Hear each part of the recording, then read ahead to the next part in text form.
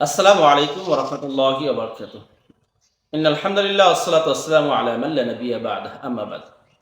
সম্মানিত দর্শক, আজকে আলোচনা করব ইতিকাফের বিধান বা হুকুম নিয়ে। ইতিকাফের বিধান কি? এটা কি সুন্নাত, ওয়াজিব নাকি ফরজ?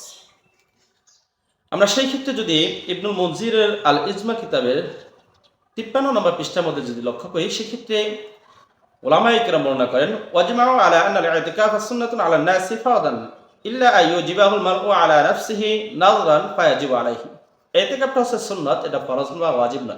তবে যদি কোনো ব্যক্তি মান্নত করার মাধ্যমে তার নিজের উপর ইতিকাফকে ওয়াজিব করে নেয়, তখন ইতিকাফ ওয়াজিব হয়ে যায়। তো উলামায়ে কেরাম ইতিকাফের ক্ষেত্রে বর্ণনা করেন যে ইতিকাফটা সাধারণত তিন ধরনের হয়। একটা হচ্ছে সুন্নতে মুআক্কাদায়ে কিফায়া, নফল এবং ওয়াজিব।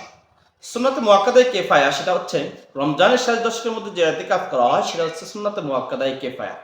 অর্থাৎ একটা সমাজের, একটা গোত্রের বা একটা পাড়ার লোকের অনেক লোক বসবাস করে, সেখান থেকে যদি কোনো একজন ব্যক্তি রমজানের শেষ দশকের মধ্যে ইতিকাফ করে, তাহলে সেটা হবে সুন্নাতে মুআক্কাদায়ে কিফায়া। অর্থাৎ এই ব্যক্তির ইতিকাফে করার কারণে অন্যান্য যারা ইতিকাফ করে নাই তারা জবাবদিহিতা থেকে মুক্তি পেল। কিন্তু তার মানে এই নয় যে এই ব্যক্তি ইতিকাফ করার কারণে এই ব্যক্তির যে সওয়াব আছে এই সওয়াবটা তাদের মাঝে বন্টন হবে বা তারা সেই পরিমাণ সওয়াব পাবে, বিষয়টা এমন নয়। বরং শুধু মাত্র তারা জবাবদিহিতা থেকে মুক্তি পেল। দ্বিতীয় নম্বর হচ্ছে ওয়াজিব ইতিকাফ। কোনো ব্যক্তি যদি কোনো কিছু মান্যত করে, মান্যতের সময় যদি ইতিকাফকে মান্যত করে যে আমি 5 দিন বা 10 দিন ইতিকাফ করব, যদি আমার এই মুসিবতটা দূর হয়ে যায়, তাহলে মান্যত পূরণ করা তার জন্য আবশ্যক হয়ে যায়, ওয়াজিব হয়ে যায়। অথবা কোনো ব্যক্তি যদি সুন্নাত মুআক্কাদা ইতিকাফ শুরু করছে কিন্তু মাঝখানে কোনো কারণবশত সে ফাসিদ করে ফেলছে, তাহলে পরবর্তী সময়ে সেই ইতিকাফটা কাজা করাটা ওয়াজিব হয়ে যায়।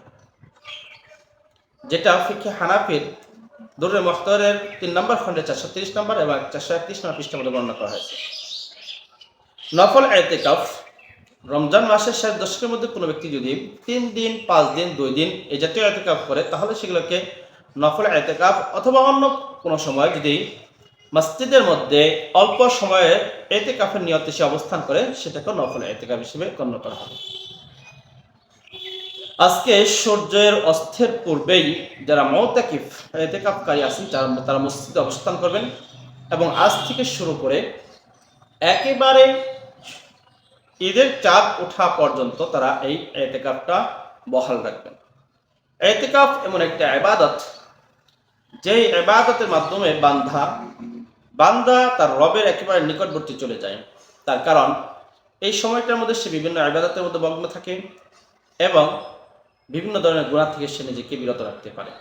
এই জন্য আল্লাহ তাআলা রাসূলুল্লাহ সাল্লাল্লাহু আলাইহি ওয়াসাল্লাম বলেন ক্বালা ফিল মুতাকিফি ওয়া ইয়াকুফু যুনুবা, যে ইতিকাফকারীকে ইতিকাফ তাকে গুনাহ থেকে বিরত রাখে। আল্লাহ তাআলা আমাদের প্রত্যেককে ইতিকাফ করার জন্য তৌফিক দান করুক। আসসালামু আলাইকুম।